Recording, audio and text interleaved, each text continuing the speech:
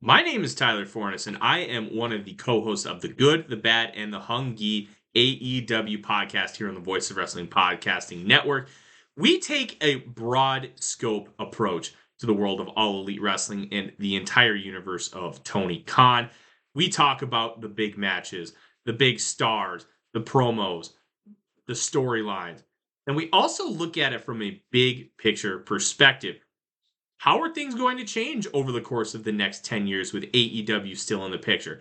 How are companies like WWE going to adapt and adjust to AEW? Are they going to be a similar way like they did with WCW in the late 1990s?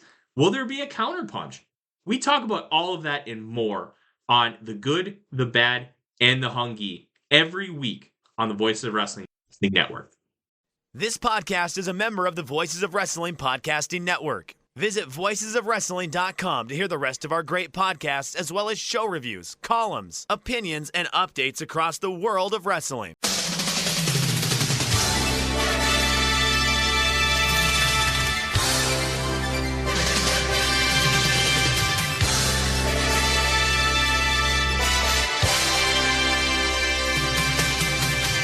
Hello, everybody, and welcome to the Super J-Cast. I am Joel, joined by Damon McDonald. It is Thursday, the 12th of September, 2024. And you could be listening to this podcast where, by the time it's finally up on our podcast feed, probably about a month later. This is episode 327. Welcome. Welcome, everyone. Welcome, everyone. Welcome to the time capsule. You can open it up and explore what's inside. From 1973. I mean, partially it's my fault because what happens is that we record in the afternoon, like the second I can get out of work, and we record, and then like my wife is just patient. She gets home and she's just kind of just patiently waiting for me, and then she usually wants to go get something to eat or do something, or we gotta go somewhere. So then I come back and I'm exhausted, and I'm like, all right, I'll just fucking give these files to Dan. And then Dan will upload. But the problem is that I'm here in the States. He's in lovely London, and the time difference and all that stuff. And then it's just a whole rigmarole. So it's partially my fault. But I promised y'all that today, as soon as I hit stop. you seem to have tactfully left out one crucial step of the process there. I know. There's other more. There's other things. There's other things. So it's all right. Listen, it's a network. We're on a network. It's a big network. A lot of moving parts. So a lot of vacations. It's all right. All right. Where are we? Vacation, all I ever wanted. Hey, speaking of vacation and singing, I forgot to tell you something. And I hope someone's not angry that I forgot to tell you. I was on Andrew Rich's Music of the Mat recently. I listened. Did you? I enjoyed. What a lovely treat and surprise that was. Ah, you should have plugged that. We should have. Plugged that on the podcast. We should have. And it's my fault because I go on into it. Don't respect Andrew Rich. That's not true at all. That's how dare you? How dare you? I just when things end, I don't think about things, and I just slipped my mind, and I didn't let you know so that you could promote it. But anyway, let's boost those numbers. Let's boost those numbers for Andrew because he does a great job. I love doing this show. I really do. And it was all about music and not even like wrestling music. It was just like local, things from your hometown. I just love doing it. Fun. It's fun. He's a good dude. I would like to do an episode, Andrew, if you're listening, for computer game music. Ooh. So hit me up. I think that would be a really good episode. I think people will be into that. If it's not... No relation to wrestling, because yours wasn't about wrestling. No. So, yeah. As long as you do the entire soundtrack to Streets of Rage, I wouldn't have any problem. Yes. That is the greatest. Yeah, that is 90s dancey, techno-y fucking greatness. I love that. There was another one that I really liked too. What was the most... Was it Shadow of the Colossus? Was that one I'm thinking of with the music? Yeah, that's got a good one. Yeah. Very sort of melancholy. Yep. Because the interesting thing about that game is there's no music until you get to the Colossi battles. Correct. So for most of the game, when you're sort of traversing this big empty world, there's nothing. There's no music whatsoever. You just get the sort of empty sounds of the landscape. Yeah. Yeah, and the horsey. And it works. It works so well, doesn't it? I love that game. I here's the problem. It's only on PlayStation, right? I think so, right? Yes. Yeah. So that's why I haven't played it well, because I haven't dusted off. I have a Xbox and the fucking the Steam Deck. So yeah, it's been a bit. I would play that again. Although no spoilers. I mean, the game's been out 500 years, right? I mean, it's not like I'm spoiling fucking anything. If you haven't played it, then well, I won't do it. I won't say it. But it's heartbreaking. It bothers me. And the problem is that you can't get past. That is one of the most emotionally resonant moments in computer game history. I think. I'm right there with you. I swear to you, I'm right there with you. Because I had to stop playing for a bit. I was just like, no. Yeah. No. Right. I swear to you, I'm looking. I was like a NXT trainee staring at my hand saying, what am I doing? And the problem is that, like, I'm not good at video games at all. So it takes me a while to get past a fucking level. And every time I would set up a marker to kind of save the game, it would always be before something happened. And I would have to repeat it over and over again. And I was like, this is terrible. Relive the worst moment of your life at infinity. It was fucking brutal. And I'm like, oh, what the fuck am I doing? This is fun? Who told me this was going to be fun? But it is. It really is. Like, but I will say this. I am the dude that will go on YouTube and be like, well, how the fuck do I? Because a lot of it is you go into a level and you're like, well, I don't even know what the fuck I got to do. I don't even know what I'm looking for, let alone how to beat this fucking gigantic monster. And I don't have the patience to fucking figure it out. So I'll go online, look to see how it's done. But even if you know how to do it, it's hard. But yeah, like the people who figure it out, God bless, you're like geniuses, because I don't have the patience for that at all. But yeah, I will look there. But it's such a great game. I just like it visually, and again, at the end, you might learn a little something about yourself. All right, what else is going on in the world? Anything cooking over there in Devon? No. Matthew's got a question, though. Oh, yeah? What's that? There's off topic, which is strangely on topic now. Would it be weird for a non-Arsenal supporter to wear an old Arsenal Dreamcast shirt because they love Dreamcast, asking for a friend? I mean, that's the glory years of Arsenal. I mean, that Dreamcast shirt was when we won the double. That's what, the 2001, 2002 season. So definitely wear it, because not only was it one of historically our best seasons, but also the Dreamcast is the best video games console in history, which was a victim of circumstance, but just an absolute stellar line of games. If they ever release like one of those mini Dreamcasts that, like they do like the mini Super Nintendo with like 20 pre-built games on it, if they did like a Dreamcast version, I would sell a kidney to get that, however much it cost. Well, why don't you see? Great console the Dreamcast was. Why don't you see? Not only Shenmue, which I've spoken at length about how brilliant Shenmue is, but so many great games: Soul Calibur, Crazy Taxi, Power Stone, House of the Dead 2, Sonic Adventure, just games that. So that was the first console that I bought myself with my own money. That was my bar mitzvah money that I saved up and bought a Dreamcast with that. So it holds a very special place in my heart, because you get that console at the time of your life where you've got so much free time. Yeah. And I just played the absolute shit out of it, and just a great console that's never been matched for me. So yes, buy the shirt, Matthew. All right, I can't believe I'm saying this to you. And trust me, I don't believe in any form of piracy whatsoever. Why don't you fucking just emulate it? I think I want to leave the memories alone. I think if I replayed any of those, well, actually, that said, I own a lot of those games, or owned a lot of those games on the PlayStation. Things like Shenmue and Sonic Adventure, I definitely had on PlayStation. But I don't know. Maybe it was just, it hit just right at a time in my life that sort of look back on it with the nostalgia. And if I maybe played them all now, it wouldn't be the same, and it might spoil it for me. So almost want to sort of lock those memories up in the time capsule of my mind. And all right, but I'm saying maybe it'll make you feel good. Maybe it'll bring back those memories. And you're just like, oh, I just remember that. It was fucking awesome. And then you're there. You're instantly transported.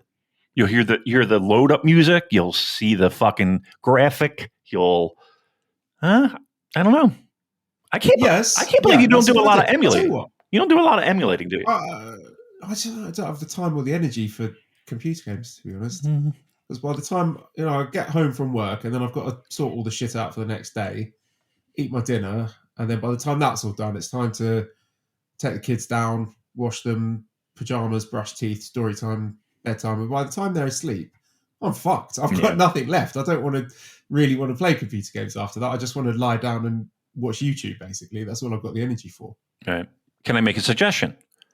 Why don't you sell? No, why don't you suggestions? My life is perfect. Why don't you sell your kids? I'm sure there's a black market for healthy children somewhere, right? Yeah. To jump back on your previous point, why don't I replay these games? Yes. I think I will, but when the kids are old enough to enjoy them, I think I would really enjoy replaying those games together with the kids and sort of reappreciating it through the lens of their novel experience of it, because that's what we've been doing with a lot of the Super Nintendo games. We've played through loads of them. We've done Super Mario World, Yoshi's Island, Donkey Kong Country, A Link to the Past, and they love it. They absolutely love sitting and playing those games together, and it's really inspired Esther's imagination, because whenever we play stuff, she'll sort of be walking around for days afterwards coming up with her own ideas for her own game. Like after we finished one game, she was like, I've got an idea for a game called Kitty's World. So she was like using ideas from all the first level. There's going to be a giant chicken. It was just very cute the way it sort of captured her imagination. So yes, I will replay them with the kids, and I think that'll be really fun. Yeah, I think that's a good deal. They're not like just fucking hand waving you with the graphics. No, because they don't know any better. Point. They've not seen any modern generation computer games, so I could load up something like Mega Man or Final Fantasy 3 or something, and they think it's great. They're just enraptured by it. That's cool. That's good. All right, listen, you got it. You got it figured out. I don't know why I'm telling you what to do. You got it figured out. I don't. That's for fucking sure. I don't know. I haven't played in a while. I feel like it's one of those passing, fleeting things that I always do. It's like, fuck. Wish I could. I did do one misstep. Too much Street Fighter with the kids, because then they started playing a Hadouken game where they stand there and shout Hadouken at each other, and that. So it was good. It was cute at first because they were sort of doing imaginary Hadouken fireballs, and then when one of them said Hadouken, the other one would fall on the ground and go. Right. But then they started actually shoving each other. Oh, no. And I was just like, if Mum sees this, I'm fucked. So don't show them pro wrestling. Right.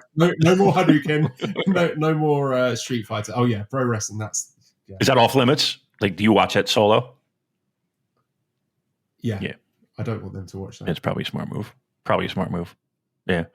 I watched this, speaking of rabbit holes. I certainly wouldn't have them watching the older All Elite Wrestling with people putting syringes in each other's mouths. Trash bags. Taking back bumps. Yeah, it's disgusting. It's funny. Ugh, yucky. I saw a little of the online scuttlebutt. Didn't pay much mind, but I just found it kind of hilarious that people were, I don't know, maybe they were just clutching pearls, but like, I don't know. Like, I go back to Terry Funk doing it to Ric Flair back in like early 90s. And it was a bit of a thing because people did complain apparently to TBS at the time. But that was like fucking a million years ago. Like we know it's like, I don't understand why certain forms of simulated violence, like it's okay that a dude goes through fucking a barbed wire or whatever, but don't do the trash bag. I don't know. What's the difference? I don't understand. Whatever. I don't know. It's a weird world. Yeah, I can never say anything having been in Osaka-jo Hall in 2019 when was it? I can't remember whose head it was now.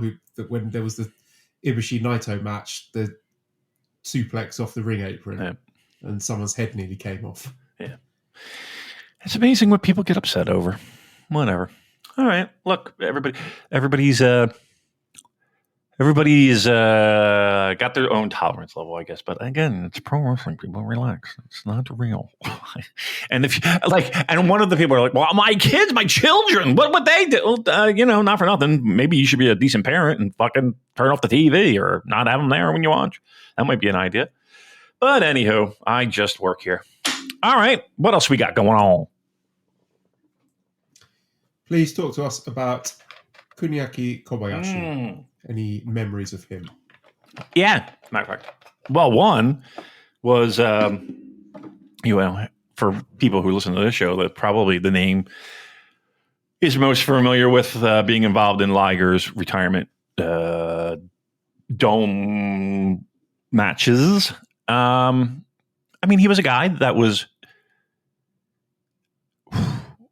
I liked him, but I liked him, but he was never a favorite of mine, right?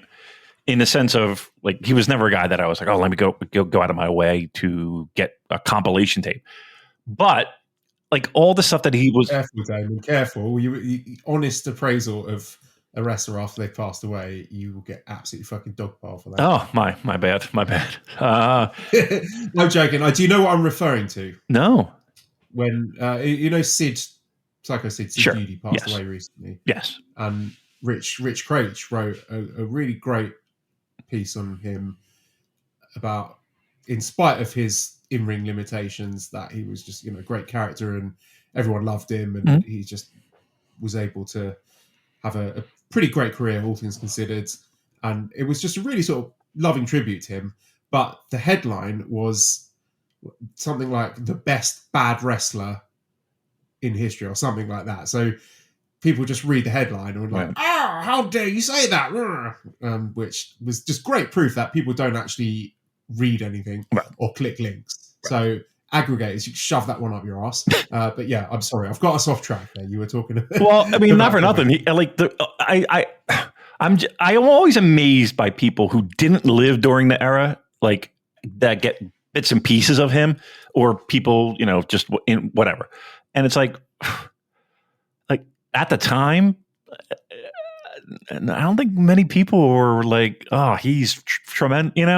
He was a guy that was the running joke was he would take off for fucking softball season. You wouldn't see him because he would play this local softball team. The second thing that instantly comes to my mind with him is the whole fucking trying to beat the shit out of Arn Anderson in a parking lot with a squeegee. Right? It's those kind of things that I remember most.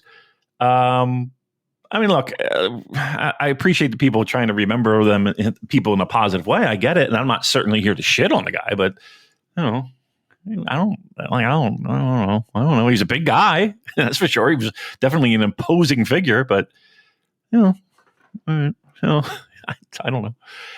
And the same thing with Dusty. At the time, people were just yes, he was definitely one of the bigger stars of the era, but a lot of that was largely due to his own doing, his own booking, and he constantly put himself over, constantly put himself on top, and it's okay, I'm there for it.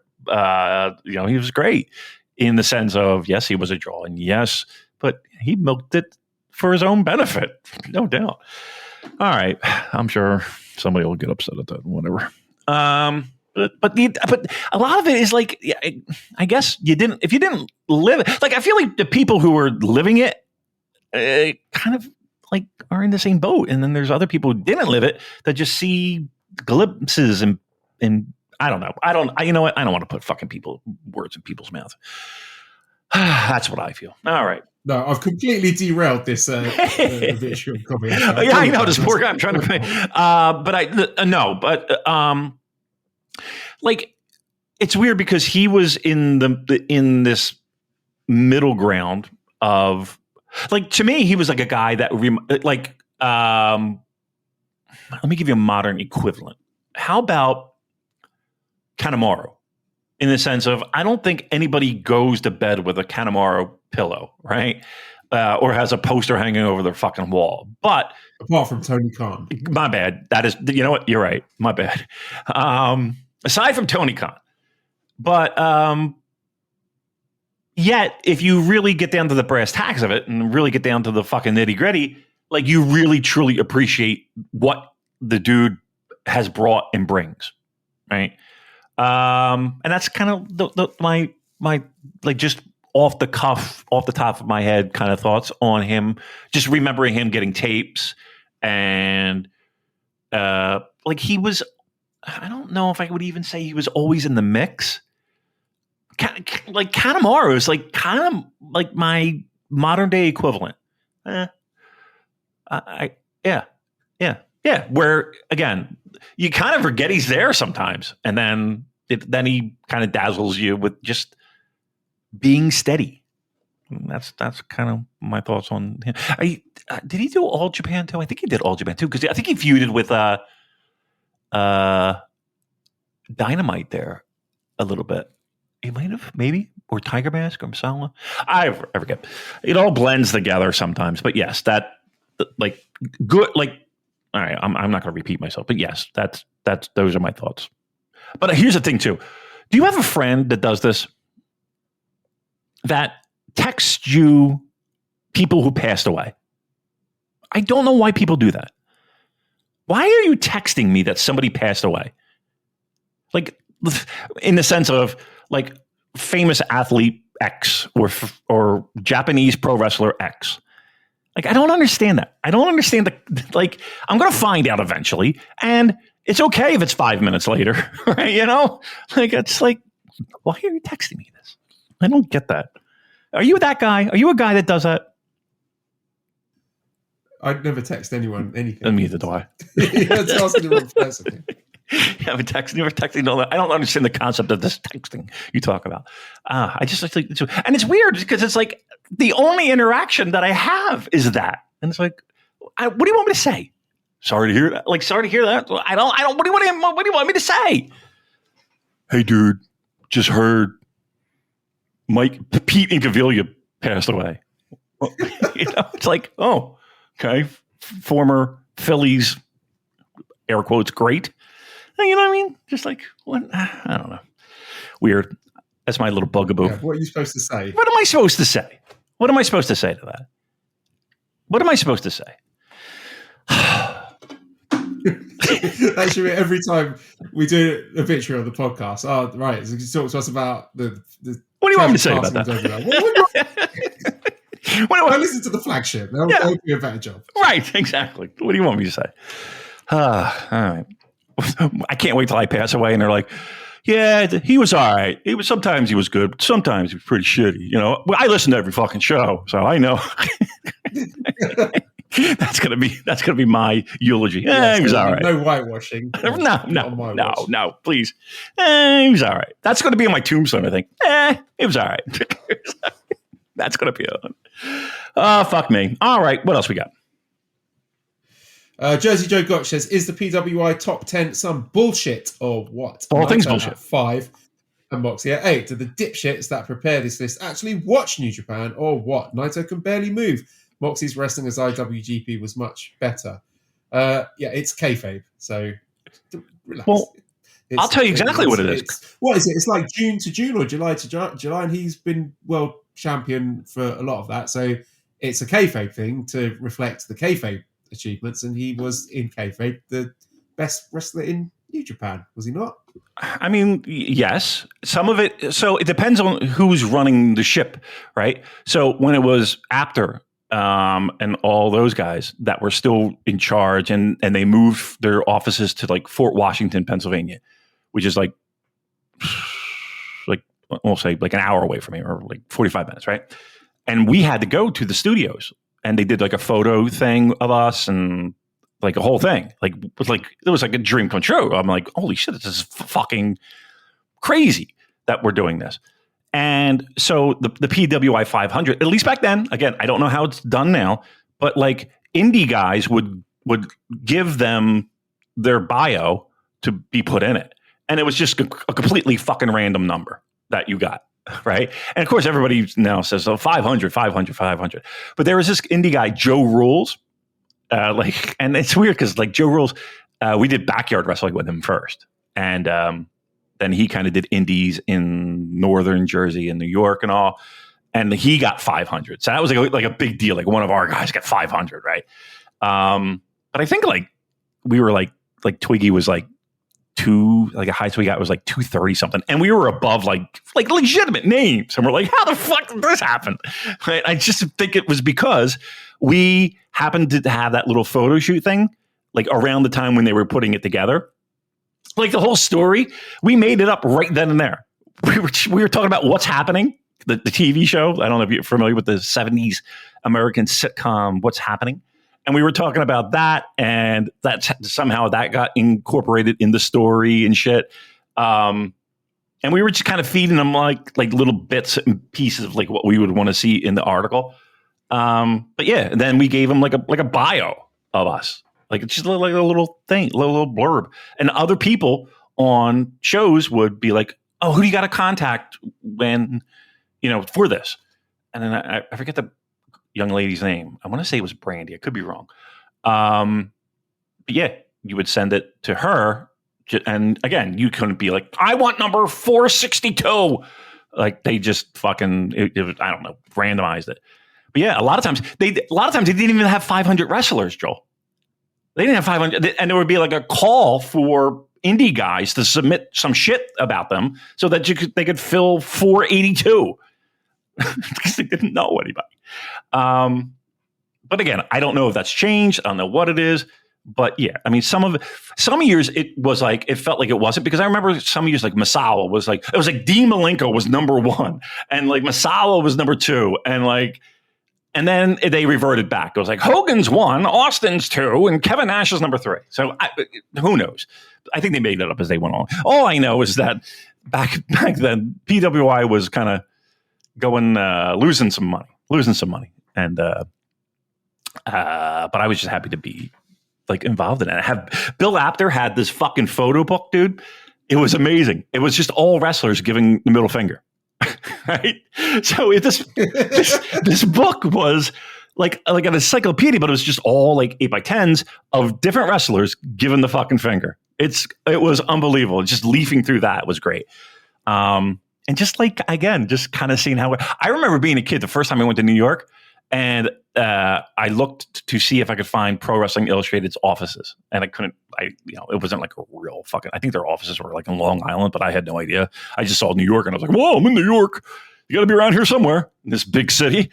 And I just like I was always wanted to go there. I always wanted to do it. And like honestly, when people ask me about what was the coolest thing you did in wrestling, that was probably it. And okay. And speaking of PWI 500, so they used to put like a gigantic full picture on the last page. I forget what they called it, but it was like closing credit or whatever. And it was like always like a full picture. And one of them was me, dude, throwing powder on this guy, J.R. Ryder.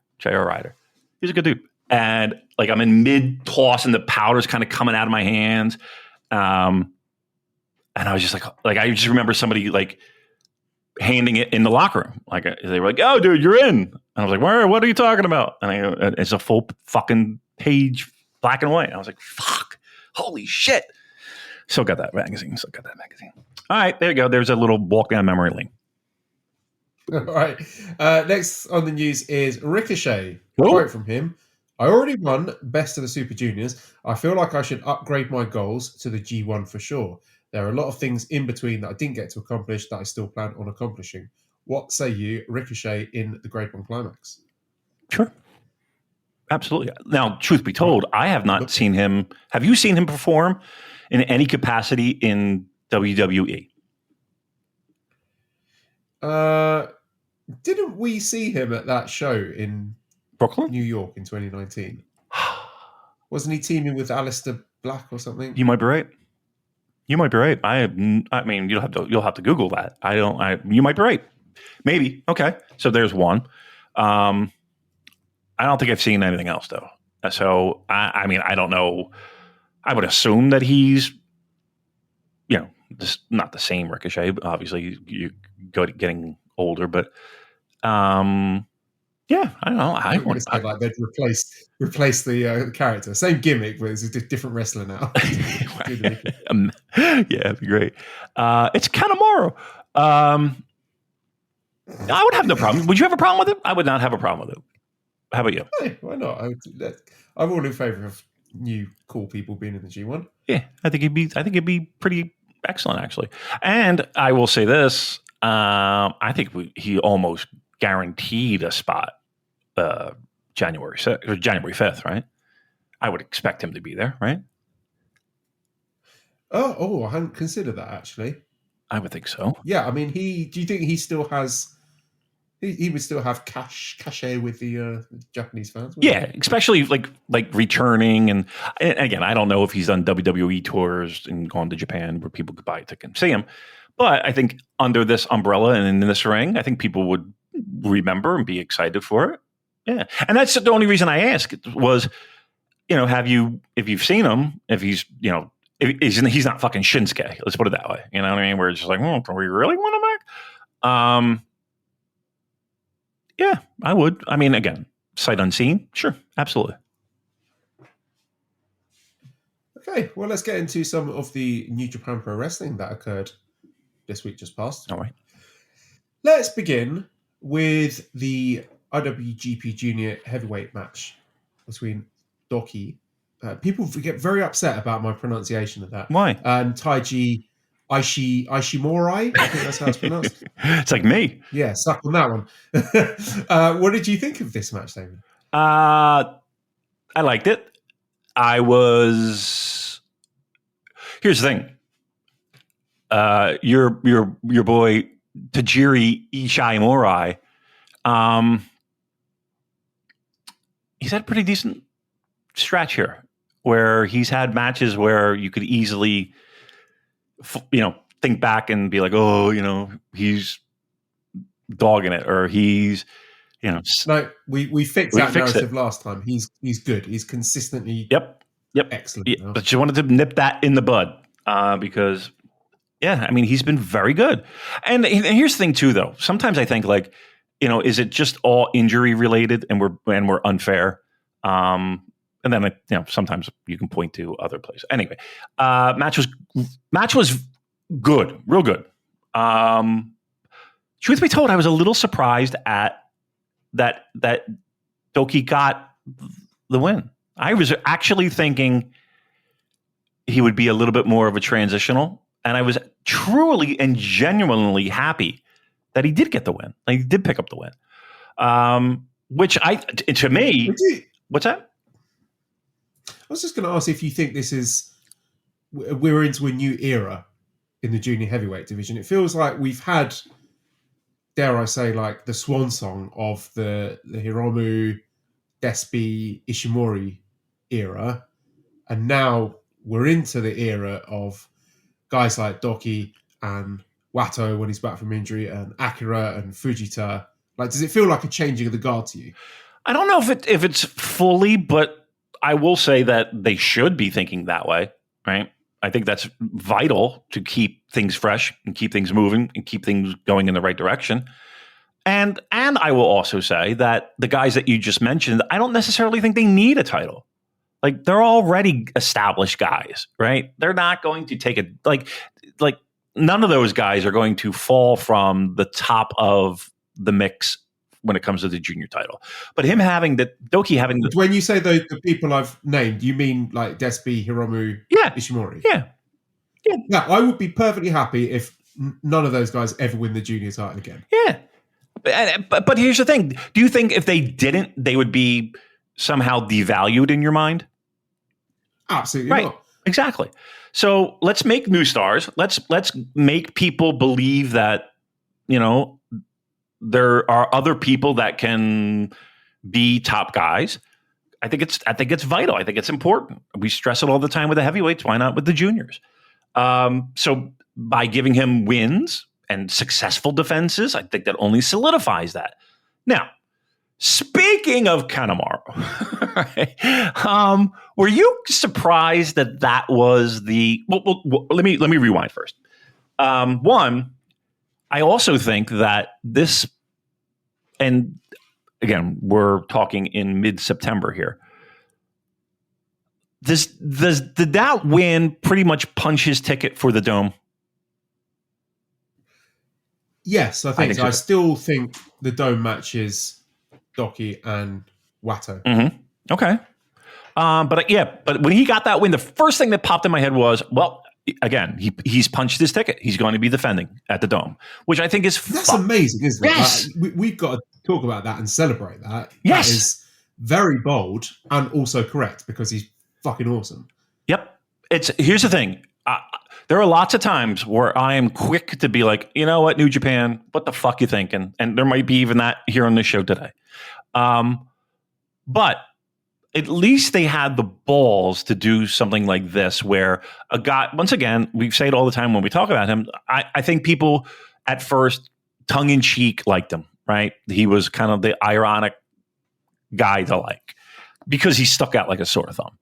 But talk about a dude that's made the most of his opportunities. And once again, and we'll say it again, COVID era, like people somehow forget that he was a guy that like made the most of all of that and only got better. Which, how many people can you point to during clap crowd era New Japan Pro Wrestling that you could be like, yeah, I mean, this guy improved. Like you're not in front of fucking clouds. You're not in front of any clouds. It's clear skies.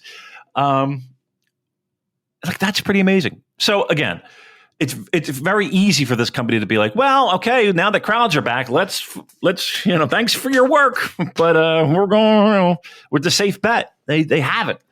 So I was thrilled with that. I really was. I was thrilled with that, and I was thrilled that he's punched his ticket. So good job by New Japan on that. Now, I remember on this very podcast back in, I don't know, yeah, maybe it was the pandemic time, singing his praises and saying how much potential upside there was, and it's very gratifying to see it play out. And there's a question here from Lost in Ube who says, hey, they have to do Challenger Hiromu and champion DOUKI eventually, right? Look, DOUKI has 2 singles wins over Hiromu this year, so no, they don't need to do that because they've already established that he's better than him. I mean, with 2 singles wins over him, that's pretty clear, isn't it? But I sorry, I did interrupt. You were going on to say something else. No. I mean, I think the point is valid that you made, and but I will say New Japan does like weird things, and again, we'll discuss. All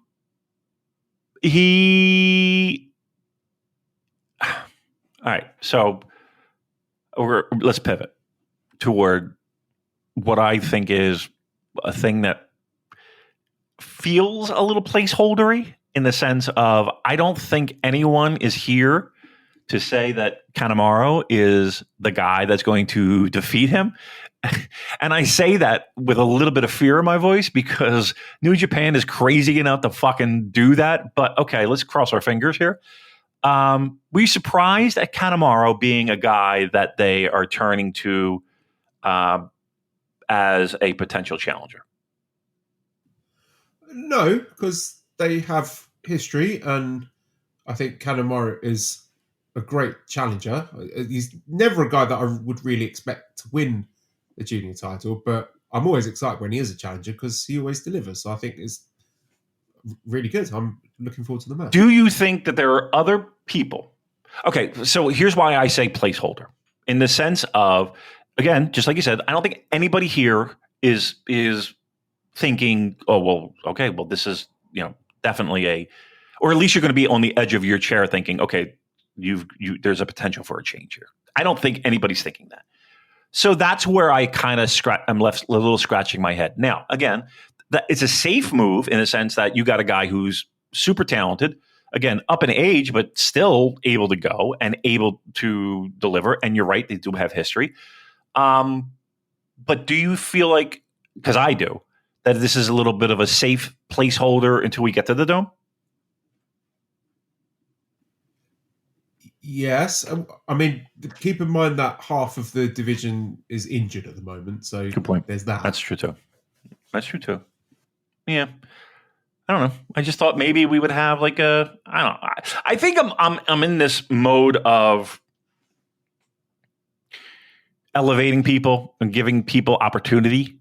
But I definitely see the point of, okay, why waste that opportunity, we'll call it, when we know that we're trying to get from where we are today on the calendar to the end of the year. So I do kind of see that. I feel that maybe there's a bit of a story here with DOUKI sort of going through all of his old rivals, people he's got a history with. And I think Kanemaru makes sense as a guy that he had previously partnered with. And then the next logical step on that would be Wato, a guy who you will remember when Wato made his debut after returning from excursion, it was DOUKI who attacked him in that empty arena show. Yeah. So it feels like we're kind of going through the history of DOUKI and some of his old opponents. So yeah, for me, thematically, Kanemaru makes perfect sense as a challenger. And correct me if I'm wrong, because I'm not good at remembering these dumb things, but I'm going to throw this out here. Didn't Ishimori have a streak against DOUKI?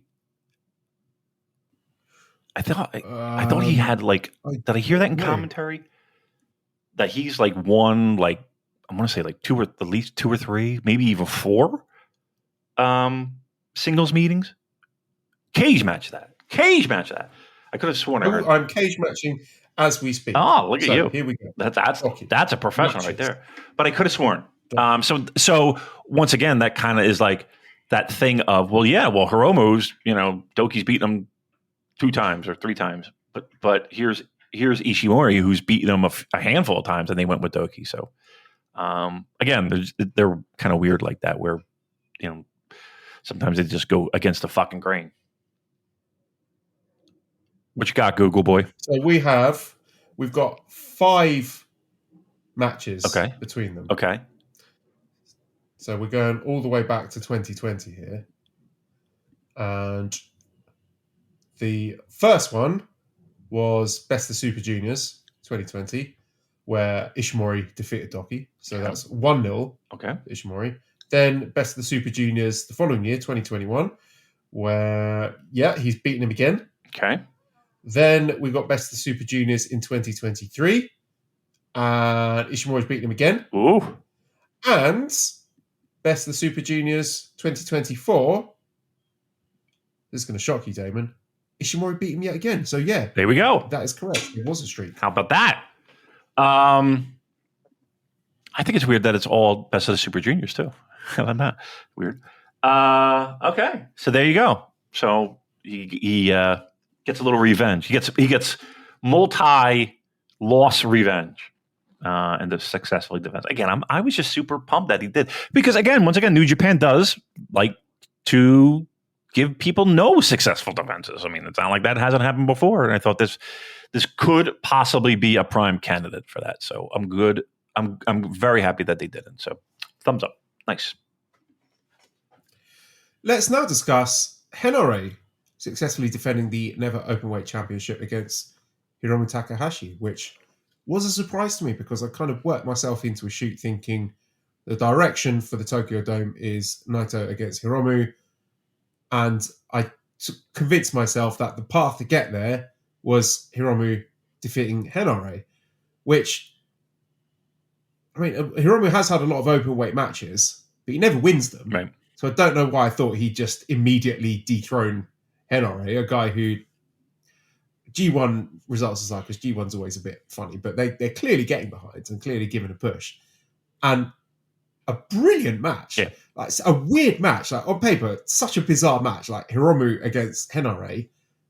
And I didn't really know what to expect because I didn't know how hard Hiromu would go, because I always feel that the criteria that determines the success of a HENARE match is how hard his opponent will let him hit them. Right. Because if they don't really fancy it, then it can be completely forgettable. But if they're a bit mental, when they're like, yeah, go on, you could absolutely fucking lay it in, then the matches end up being brilliant. And I think this match was maybe HENARE's best match. Like, it's up there. I think it was better than all of his G1 matches.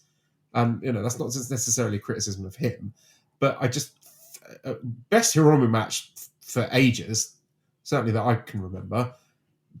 I just feel that perhaps it was the change of power dynamics with Hiromu going up against this, huge, muscular, physically imposing bully, rather than the junior heavyweight matches where Hiromu is working this power junior style and he's either going toe to toe or being physically dominant in matches. But just the way he was set up as the underdog and having to throw everything he's got at HENARE, I just thought they were great foils for each other. Yeah. And I thought HENARE, they brought out the best in each other, really. I just thought it was brilliant.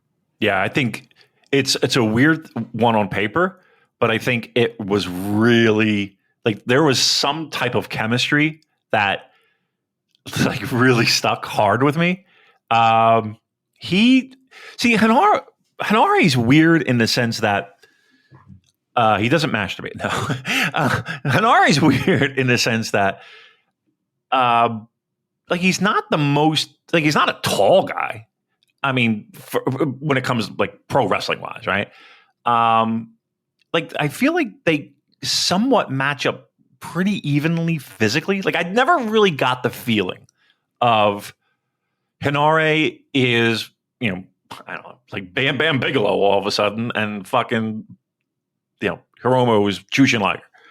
I never really got that feeling of it, which I was pleasantly surprised that's the case. Do you think this is a transition for him to be full time? Like, I guess my question is this. So he loses, and and to be very clear, I don't have a problem with him losing. But do you think this is going to be a situation where it's like show, where everybody had a fucking hard on over him challenging for the never, and he just fell back into the junior tropes? Is that HENARE, or excuse me, is that Hiromu at this point? Like, is it? Do you think that the company's making a firm commitment for him to go heavyweight? No, I hope they do, though, because I feel that he is actively hindering the growth and development of the junior division, which sounds like an absurd thing to say because he's had brilliant matches in that division and he's done a brilliant job putting people over in that division.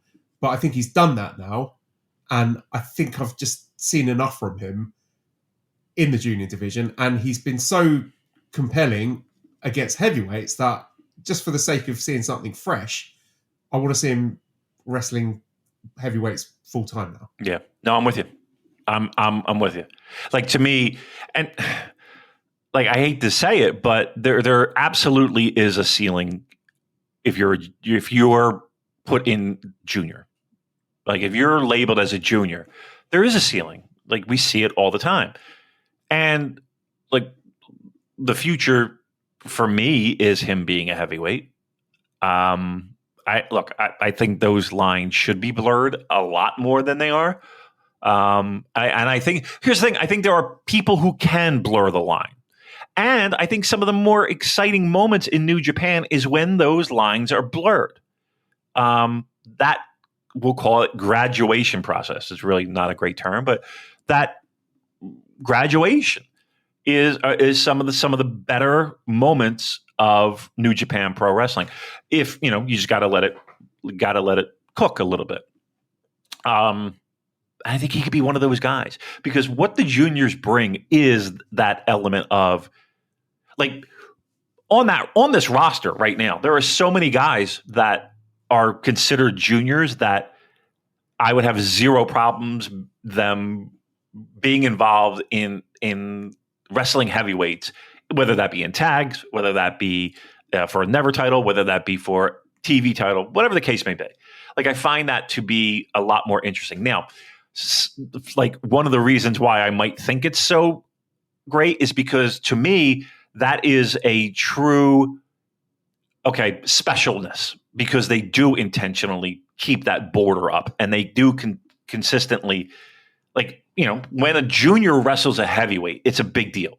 So maybe that's why I'm so enamored with the idea, and maybe that would lose its luster the more times that I see it. So maybe I'm talking myself out of it. But the idea of him being a junior or being a junior that's graduating to be a heavyweight is so sexy in my head that I'm willing to do it with the full knowledge that it might not be as great as I'm leading it out to be. But I think I have history on my side with all the people that were juniors that made that transition, minus Trent Beretta.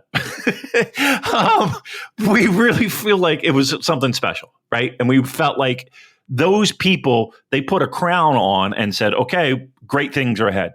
So I would have no problem with that. What do you think that Hiromu and Naito is still the direction for the Tokyo Dome? And if so, how do we get there? Honestly, I don't think you need anything magical. I don't think you need an angle. I don't think you just need to announce it and make it happen. And here's what I would also suggest. Do you see it this is just like a non-title match? No. Just a special. No, we got to go. We got to do this. It can't be like an anniversary thing where titles aren't on the line. Anniversary shows that titles aren't on the line, right? I don't think so, right? Usually not. Yeah. Okay. It's usually good. I'm glad you said that, because if it is, I'll be like, well, he's an asshole again. I think you do. I think you got to go all in, and I think that you just so I'm clear, you're saying Wrestle Kingdom 2025. You think main event Naito defending the world title against Hiromu? No, I'm saying that if he is champion, and if that is the direction we go, it's definitely got to be for the title. I'm not saying that I'm 100% confident. My question is, how do you get there? Because he's just lost to HENARE. Yep. So how do you go from losing to the never champion to challenging for the world title? Well, I'll ask you this. How does Zack go from this fucking G1 win and all ships ablazing, and then he loses in a fucking tag match against SANADA? Okay, we have right? questions about that. Okay. That's a separate thing. Like, we will come on to talk that, but short answer to set up the Royal Quest main event. I mean, it just seems like that. I don't know. That to me, that was just one of those New Japan moments where I'm just like, why of all the people in that fucking match, why would you do that? Like seriously. Okay, so if in fact we're doing it to set up a Royal Quest match, like, is anybody buying tickets because SANADA beat Zack? No, I think so. The draw there would hypothetically is Zack as the world champion. It's coming home. Okay, but I'm bullish on SANADA Zack as a potential main event there, because lest we forget, the match they had on the final night in the G1 block was brilliant. Yeah, it was good, and they've got terrific chemistry. So hot crowds, hot hometown crowds who will be viciously anti SANADA, I feel. Yep. And, think of all those near falls. Would it be beyond the realms of possibility for New Japan to want to put the belt back on SANADA and do SANADA Naito? I don't know. Say it. I can't even make sense of it. But there's a non-zero chance that SANADA wins that. It's probably close to zero, but it's non-zero. But as someone who has a ticket to that show, I am into a potential Zack SANADA main event because they've got really good chemistry. I know I'm all over the place, and I apologize, but do you think that fucking rubber stamped Zack winning the title? That loss? Because it did for me. Yeah, someone wrote that, said, Burning Hammer says, does this mean Naito is more likely to retain because there are more challenges from his G1 defeats like Shingo and Evil for the road to Wrestle Kingdom and Royal Quest? Zack versus SANADA for the world title does not seem like the main event for Royal Quest to me. No, I'm the opposite. I think that, to me, SANADA getting that pin makes me more confident. Not 100% confident, mind, because, New Japan can get wacky sometimes, but makes me more confident that Zack is beating Naito. Me too.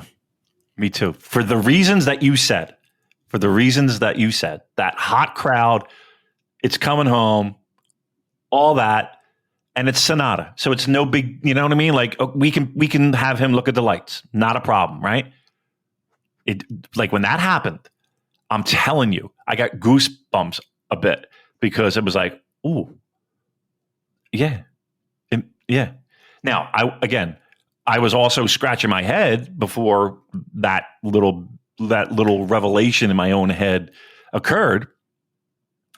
I was questioning it, and I was like, what are they doing? Nobody gives a shit. Like, nobody gives a shit unless Zack wins that title. So, yeah, I got a little excited on that. Now, again, I might be talking myself into a whole hunk of bullshit, but it did feel like, okay, there's got to be, look, there had to be a reason other than we're trying to sell tickets in London and Sanada pinning Zack is the key to selling this building out. Well, okay. I think it's more of here's a guy who beat Zack who could win the title. Yeah, I like that. And I'm sorry to derail. Okay, let's rewind back to Hiromu Yes. then. So, do you still think we're doing Hiromu Naito at Wrestle Kingdom? I do, but I don't think they're necessarily. Does there have to be a title line, and does it have to be the main event? Right. Okay. So special singles match. Yeah. Okay. I lean more in that direction. Yeah, I don't. I mean, let's put it this way: do you think that they have to? It has to be a world title match for that to be special? No, I think it's almost better if it isn't. Correct. Nice. And I can't really elaborate on that or justify it. That's just vibes. Right. Well, here's what it does. It eliminates a lot of red tape.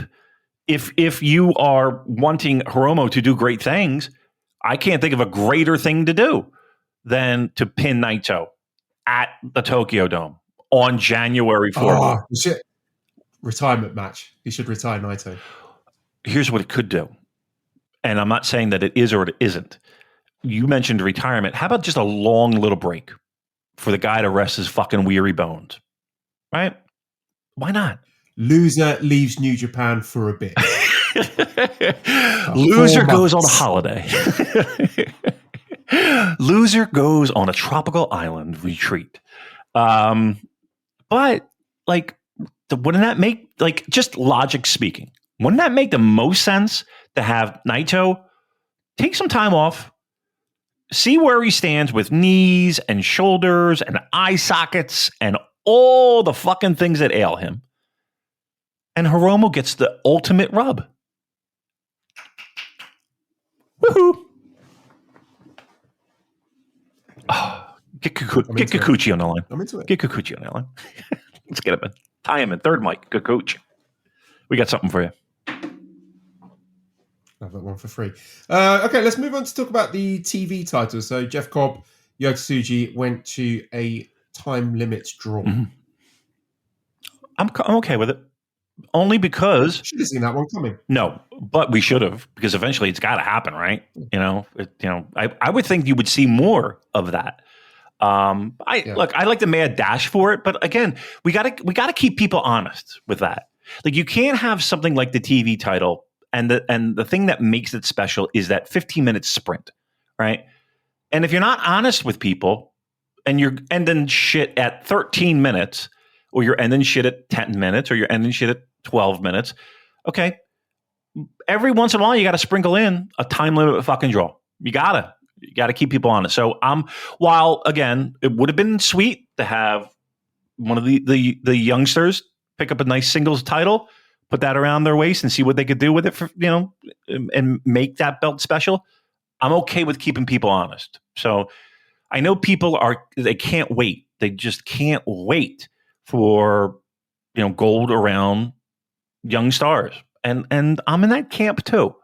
But this, I think we could put a little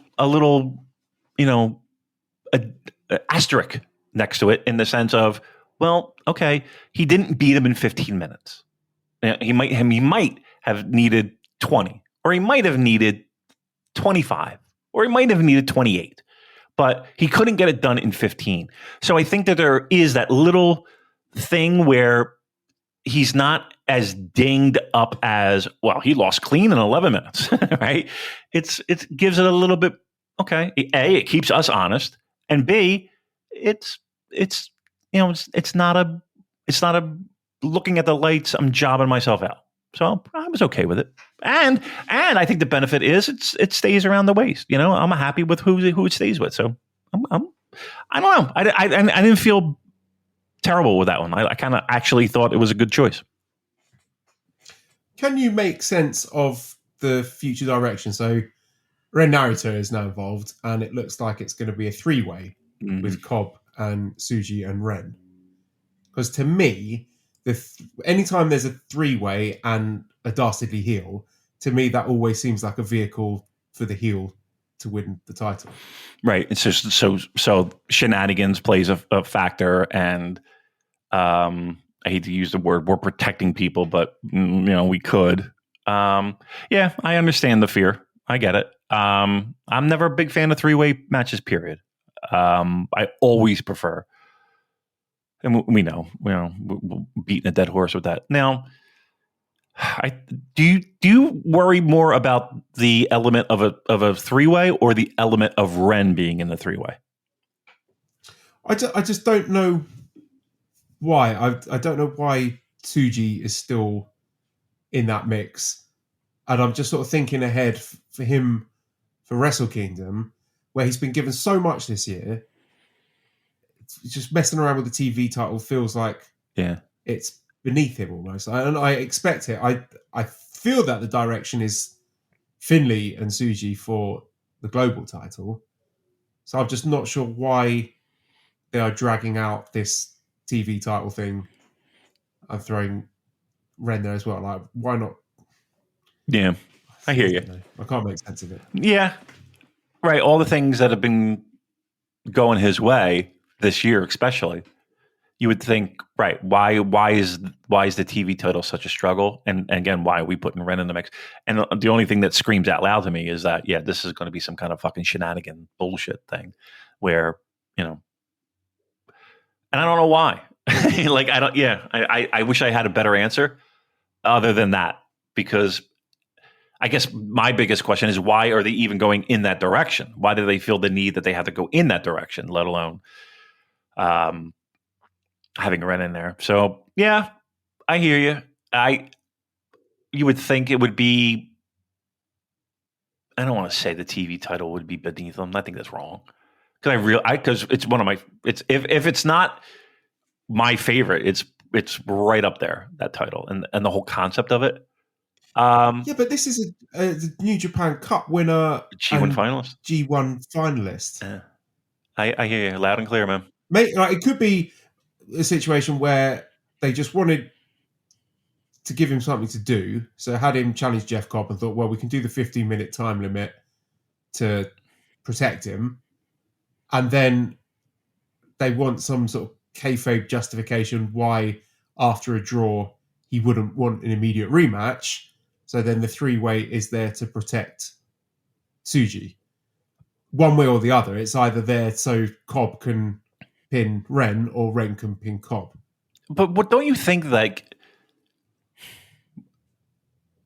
I don't want to sit here and say that they have no plans for him. And I don't want to sit here and say that they kind of lost direction after G1. And okay, why would you why would you even put him in this program? And if you say, well, we're just kind of treading water, and the guy just was a finalist, G1. You know what I mean? Like he's, once again, I don't want to say this is beneath him, but can we keep up that momentum? It kind of doesn't make much sense, right? They could very easily just, you know what? If you want to just make a Cobb versus Ren, you know what I mean? Just do that.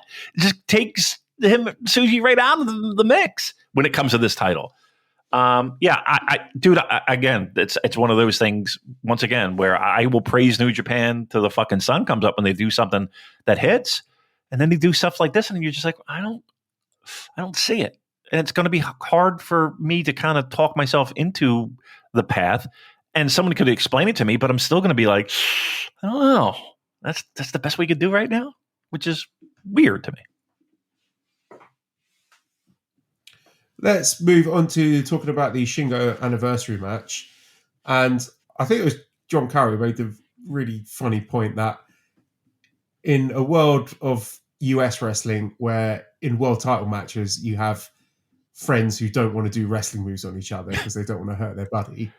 And then this match, which is a celebration of Shingo Takagi, and all his friends in that match are being absolute knobheads to him, behaving like worse than they ever do. Like Shingo's celebrating his big day, all his friends who are all just being complete fuckheads to him, trying to ruin it. When Shingo's pointing to the camera, he's about to do his catchphrase, and then Tsuji just boots him in the spine. Naito just trolling him mercilessly, doing the hot tag, spinning him round, spitting on him. Hiromu's making fun of him. I just love that. I don't know why that works so much, but it just such a refreshing counterpoint to the melodrama of US wrestling that this match was very, very entertaining to me. That's funny because I hate to say it, like the first thing that popped in my head when you mentioned all of that, like I was like, all his friends were just being fucking idiots to him. I remember one time I went to a party, and again, this was not like, when I was 20. Let's put it that way. I was closer to where I am now than I was back then. And it was just like a regular, like family-ish party, right? And I think one of my friends maybe had, I don't know, like they just knew it was a birthday party for one of our friends. And the guy fucking decided he was going to get strippers. So these strippers show up. So these fucking strippers show up, right?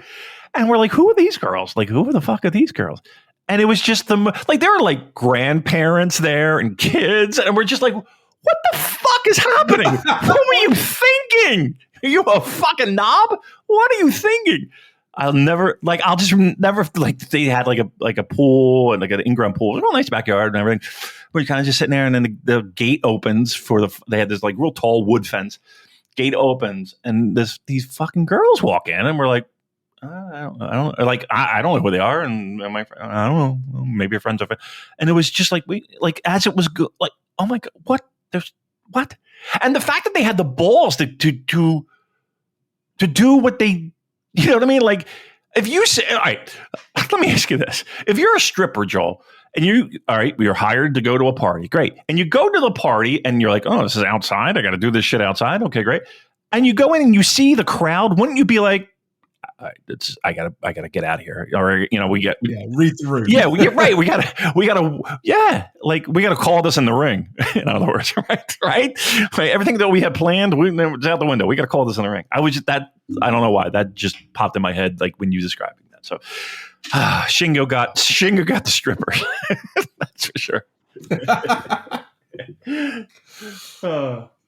All right. Zack Sabre Jr. has talked about a new member of TMDK joining. He did make an X symbol with his hands, which has led to a mass panic that it's going to be Robbie X. Method95 says, do you reckon Oiwa is the new member of TMDK? And I'm going to piggyback that question with another one from Multiverse A. Says, with Oiwa coming back, who do you want to see him feud with? Will they make him a guy right away, or will they take their time like they usually do? So I do think it's Oiwa. I mean, I know that is probably the chalkiest of chalk, yeah. Yeah, so chalk is chalk, right? We know Oiwa's coming back, and that would make sense. He's got a bit of history with Zack. Zack kind of took him under his wing a bit when he was a young lion, if I'm not mistaken, or at the very least was involved in some of the shenanigans when he was deceiving Evil with the various costumes, dressing him and Fujita up as himself to trick Evil. So yeah, I do think it's Oiwa. And who do I want to see him against? I mean, the problem is that the Rainmaker shot has just poisoned my brain, whereby every time there's a young lion I like, when they return, I want them to get that level of booking, which is never going to happen again. And but even so, when it doesn't, I still get a bit disappointed. So again, I don't think that's going to happen with Oiwa, even though I think he has very, very high ceiling, like bags and bags of potential there. He looks amazing all the times I saw him wrestling in Noah, and well done to Noah for giving him a pretty fucking great excursion by all accounts. I don't know. Maybe he could be the bounce back match for Naito after Naito loses a title. I don't know. I've not really thought this through, but I'm just thinking, what would be a good returning feud for him? Again, you kind of want to balance the fact of him returning, and you want to make it special, and you don't want him to upstage the leader of that faction who's going on to great things this year, right? But again, you don't want it just to be, oh, he shows up and he turns into fucking Master Wato getting jumped from behind, in an empty building. There's somewhere in the middle a sweet spot where we can land, and somehow I think, like, again, not that it's the same trajectory in the sense of, but like, don't you see it kind of being like, if you were to make a chart and drop a pin on where this should land, I think like the comparable would be Evil, right? Like, where, it's a return, it's in a big spot on a match, and leads to, solid upper mid card to top of the card on some shows. Future. I don't know if that's going to be immediate, right?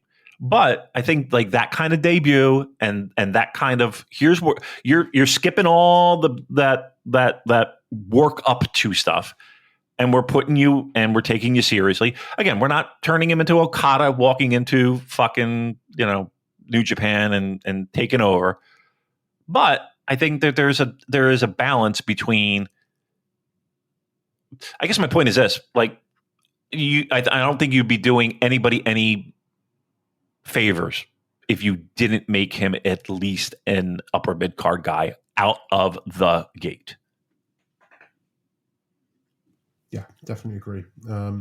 I just think, like, do you think he needs to have a featured match at Wrestle Kingdom? Yes, I do. That doesn't mean it's going to happen, but I do. Because challenging Ren for the TV title. How about that? We could do that. We could do, I mean, look, I was going to say I wouldn't have a problem with him in a tag situation, but no, I don't want that. I mean, look, again, I just don't want it to be a debut of he's just a guy. He's just 5 guys. I don't want that. I think that, and you're right, Noah deserves a lot of the credit in this. But the idea of him returning to New Japan and just being there, like, it's not like he went to, Mexico, where there's going to be a large portion of fans that, I'll catch you when you get back. I'm not going to watch fucking CMLL. I'll catch highlights maybe, He's a Noah. Like it's not hard to find him. And for him to do relatively pretty great things, I think he fucking needs to show up with a little bit of little steam behind him. So, yeah, I think he's an instant challenger. I do. That's how I would do it. Will they do that? They could. They've done it before. Yeah. So I'm gonna be bullish.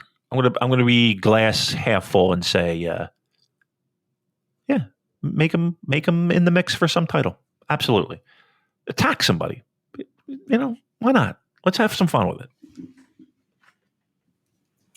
You mentioned tag situation there. I had been watching these shows for the Mad Bastards, who were very entertaining. I thought there's very good chemistry between Dead Kid and Jake Lee as a tag team. And yeah, Jake Lee is now injured. Now, the full extent of the injury is unclear. He is definitely out of the next show on the 14th, the Hokkaido Noboribetsu show. But I really hope that he's able to make it in time for World Tag League, because I felt I could sort of almost pencil that in now of Mad Bastards. Yeah. Really should be winning World Tag League. So I hope he's okay. I mean, he's got that. What's that? That's like in December, isn't it? He's got ages to recover from that. So, yeah, fingers crossed he's okay. And I never thought I would be this gutted about Jake Lee getting injured, but I am. I'm genuinely disappointed for him. Yeah, because that to me, that's the perfect setup for him. Like a nice tag match where, or tag situation where possibly you can cover up a lot of the things that might annoy people about him. Like it's a little bit of a, I don't want to say a safer environment, but you know, you could do a lot more with a lot less in a tag situation. So yeah, I just know he's injured. Do we know the injury? I believe it was a foot injury. Okay. I'll have to check. Yeah, there is a news article for it on the Medium website. I still cannot believe that. I can't believe it's slow. Jake Lee has sustained an injury to his right foot, will be unable to compete. Okay, foot. He is currently undergoing valuation. His return date is to be determined. Okay. So the foot is tricky, especially when it comes to the pro wrestling. I mean, I think on like the first thought is, well, fucking tape it up. But it's like you'd be surprised how footwork is important, you know, in pro wrestling. And if you're fucked with your foot, then yeah, you're going to be fucked in the ring. So it's not like it's a shoulder, and it's not like it's a, you know, other type of injuries where you kind of work around it. Like a foot is, you'd be again surprised at how important footwork is, and even like what you might consider small might be decent. But again, I don't know the severity of it. His foot might be falling off. I don't know. Yeah. I mean, again, I don't think anybody would complain if they won World Tag League. We do have a little time. I think he'll be back before World Tag League. And again, I don't know the fucking injury, but I think he'll be back before, because he's a pro wrestler, and that's what dumb pro wrestlers do. They're back before they should be. So I'm going to say yes, he'll be back before World Tag League. You said there was a undercard match you wanted to discuss. Oh, it was the Zack match, actually. It was that Zack match. Okay, yeah. And we spent a good 20 minutes of it. So. I thought it was going to be the match with where El Desperado was, they're all dressed up as the Go-Go Loser Rangers. What are you going to do? You know, whatever. It was silly gooses. No, it was the Zack thing. Because I just wanted to get if you went through the roller coaster of emotions with me. And sounds like you kind of did. Yeah. It was interesting that Go-Go Loser Ranger things happened after the Power Rangers chat we had. On I would love to see some wrestlers doing a putty patrollers gimmick. I don't know if you're familiar with them. Anyone who's watched Power Rangers, they were sort of dressed up in grey costumes and had quite scary masks on, and they just went whoa, and kind of danced around and waved their hands around. I don't think they ever actually physically attacked. I don't think I ever saw them throw any punches or kicks. They just sort of get up in the Rangers' faces and sort of annoy them and go. But yeah, if a wrestler did that's money. That is a money gimmick. That's bringing the dome, right? Yeah. That's selling the dome. Okay, all right. I'm trying to remember. Did I really watch a lot? I don't think I watched hardly any Power Rangers. I got to be honest with you. I think I was a little old for that. I think I was a little past my prime live action hero spot. I think I'm trying to remember. Like I remember Ultraman, watching it as a kid. I remember watching. We had Johnny. What was it? Johnny's. It was a. Well, I don't know what the adaptation. It was obviously from Japan, and they overdubbed it, and it was a giant robot or some shit like that. I remember that. They overdubbed that. All right, nobody cares. What else we got? Damon tries to remember. Please. From TV. I did. I tell you what, I did a lot of the walk in a room and why the fuck am I here? What did I want to do? I did a lot this week. And I was like, whoa, boy, somebody's put the fucking pillow over my mouth and when I'm asleep. Let's end this quickly. Put us out of our misery. Akira against Taka Michinoku. That was very good. I wonder if we're sort of hitting Akira up for something. So don't know if he's going to be possibly in the junior heavyweight title mix between now and then, or if this is just sort of tune-up matches to ease him back in.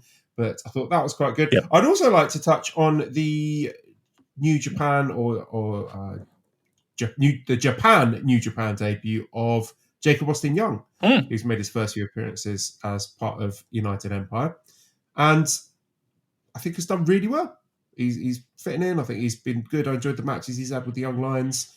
And obviously there must be a lot of nerves coming in and doing that for the first time, but just very surreal to see him wrestling in Korakuen Hall on New Japan World, having followed him all the way back from the OWE days.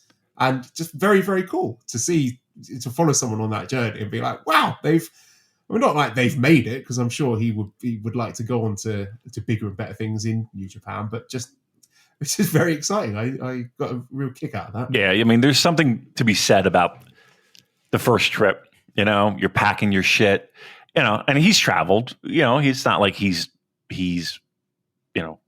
just sat in a 5-mile radius of his house. Like he's a pro wrestler. He's a professional wrestler. But there is something special about that. And no one can tell me different, right? So, yeah, I mean, obviously, he has bigger plans, and we all do for him. But you got to start, right? And I don't know. I felt good for the guy. Like I feel good for everybody who makes that first trip. I remember Juice Robinson. And again, everybody was just kind of like, former NXT guy, blah, blah, blah, But even like, it was just like, all right, he's there. And there's a lot of guys that are like that, where it's like, okay, your first. I don't even. Do you think that was his first trip to Japan? Or did he work like maybe some indies before that? Do you know? I mean, I'm not going to have you Google it. If you don't know off the top of your head, I don't think it's a big deal. But to work with a little, for officially for New Japan. I know wrestlers try not to mark out over things like that, but let me be very clear. Every pro wrestler I've ever met or have ever talked to in real life or have ever shared a locker room with or whatever, that's all a fucking front, because every single one of them is like, oh, that was pretty fucking cool. You know what I mean? If you get them in a private moment, like they don't want to show their cards. It's people fucking do that. You know what I mean? People like have little check marks in their life and little boxes that they want to check off. And I think it's a cool thing, and I think it should be celebrated. Now, we'll fucking rip him if he fucks up next week, but for now, he's safe as houses. I think he'd be a really interesting person to talk to, actually. Yeah. I'd love to get him on the podcast. I might see if I can. Really? I thought we weren't doing guests anymore. Oh, okay, yeah, no, good point. Not doing that again. Right, last thing I wanted to touch on from these shows is some of the Young Lions stuff we've seen from the new guys, the Yasuda versus Nagai singles matches, and other people have expressed this sentiment, so not alone in this, but do you feel that they have already lapped the prior Young Lions, Murashima and Kato? I don't know if I'm ready to say that. Because tomorrow they could fucking flip the script and away we go. I mean, maybe in some people's eyes. I don't know. I think it's, and truth be told, I don't know if I expect a lot out of Young Lions, especially in the beginning. Like I'm more concerned with, okay, crowd connection, and I don't really look at moves per se and shit like that. I'm going to give you a solid I don't know. and I don't want to say that it's unfair to judge, because look, you get in the fucking ring, you're going to get looked at and you're going to get critiqued, if that's the word I'm looking for. But I don't know. I think it's too early to fucking judge when it comes to Young Lions like that. How about you? Not that they've been bad, but I just feel Murashima and Kato are probably the two of the more underwhelming young lions that have come through the system in recent years. And like, not everyone needs to be a world beater, but just they failed to make an impression for me. Okay, and that's fair. Like there are going to be young lions that you're instantly like, ooh, that's a guy. That's somebody I'm. And I don't know if that is and don't take this wrong way, but is that a physical thing where you see someone that you instantly connect with, and then you see another dude and you're just like, I don't have that same connection. And literally you're just watching a TV screen. But there are people where you're just like, ooh, that guy has, I don't even call it charisma because they're not really showing a lot of charisma, but it's just an aura, a look. Aura, yeah. I'll give you that. I'll definitely give you that. But I'll say this. I don't think I felt that with any of them. Now, that doesn't mean anything. But if you're asking, like, I don't think I feel it with anybody. That could change in 2 weeks, though. That could change in a month, right? Where they're like, ooh, that guy can really fucking go. And now I'm hitching my wagon to it. But I don't know if there's any one guy where I'm like, and I'll give you a terrible example, but like, Sho and Yo, when they were young lions, I was like, these guys are it. Like, these guys had that thing that I felt like, and I'm like, in 5 years, they're going to be fucking headlining the dome and blah, blah, blah. Not quite right. And a guy like, Evil / Watanabe, like, I was not high on at all. So again, a lot's going to happen, but yeah, I don't know if there's like for you, is there one guy that you're like, ooh, that's my guy? Yasuda looks pretty impressive so far. Okay. Like, are you going to go run out in 5 years and buy a t-shirt based off of this performance? No, that's ridiculous thing to say. Why? But we have to do this. We have to do the prognostication. That's true too. That's what we do. That's our job. We have content to fill, according to Chris. Yeah. We're content creators. We're farming engagement. Yeah, that's us. Right, by the way, we are the worst at that. We are the worst at that, right? Would you consider us the worst, period? Like, not even just like pro wrestling. Like, are we the most? Yeah, I do zero promotion. I don't even tweet out when we have a new episode. I know. I can't be bothered to do that. We've got like 7,000 odd followers. Most of them probably don't even know we actually have a podcast. I know. It's great. I love it. That's it. All right. I'm sorry. I didn't mean to cut you off, but I thought that was a very funny thing. Okay, good. Last thing we've got is to preview Road to Destruction NJPW Battle Line Hokkaido, which is taking place on the 14th. So that's this Saturday in Noboribetsu City General Gymnasium. So we're starting off with that special tag match, Kazushi Sakuraba and Toru Yano against Daiki Nagai and Masatori Yasuda. Then we have the Noboribetsu Rambo, where there'll be 20 wrestlers scheduled to participate. And the Bebler says, who should win the Noboribetsu Rambo? I don't even know who's in it. I assume it's just going to be a lot of silliness and local wrestlers. Is it? Well, it says here Tomoya, and in brackets in all capital letters, Emma. I don't know. It's like someone shouting, Emma. So I don't know if that's like a wrestling promotion that is in Noboribetsu, but I'm assuming it's wrestlers from that promotion that are going to be primarily populating this Rambo. Then we've got Ishii, Goto, and Yoshihashi against Gabe Kidd, David Finlay, and Gedo. Then Bushi, Shingo, Hiromu, Tsuji, Naito against Jacob Austin Young, Newman, HENARE, Jeff Cobb, and Great Okan. And then the main event is the Noboribetsu City Sightseeing Ambassador Triumphant Return. Noboribetsu sponsor presents Never Openweight 6-Man Tag Team Championship match. The champions, Oleg Boltin, Toru Yano, who's pulling double duty on the show as the ambassador for Noboribetsu, and Hiroshi Tanahashi defending against Dick Togo, Yujiro Takahashi, and Evil. Now, that match looks absolute dog shit on paper, but go ahead. I think it's going to be one of these weird matches that ends up being brilliant. So it's just a gigantic clusterfuck of things happening. Yes. And okay. I mean, it just gets so preposterous that it ends up being ridiculously entertaining. Okay. I'm picking up what you're putting down. If it's going to happen, I want full commitment to the bit. So, yeah, I think you're right. And here's the thing too. I mean, do you think Hiroshi Tanahashi is going to go out there and give you fucking 30 minutes of nonstop,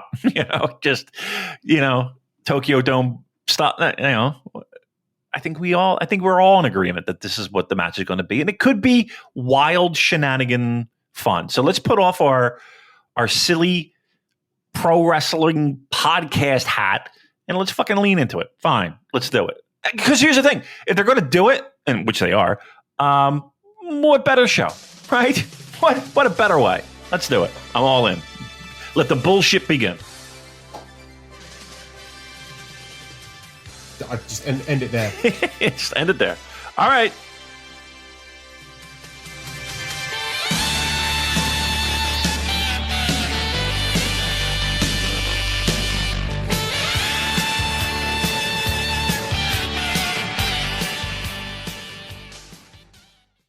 Hello there, everybody. It's me, Garrett Kidney, the co-host of You've Got to Be Kidding Me on the Voices of Wrestling Podcasting Network. And I am Liam Jones, my full name, and I am also a part of the Voices of Wrestling Podcasting Network as a co-host for You've Got to Be Kidding Me. We are a TNA history podcast that covers TNA 1 month at a time. We cover all the drama, all the matches, all the Vince Russo nonsense you could ever want in your life. Have you heard of TNA? I bet you have, but would it be funnier if two people made jokes over it the whole time? Probably. So if that sounds like fun to you, check it out on this very Voices of Wrestling Podcasting Network, and Liam will do bits and whatnot.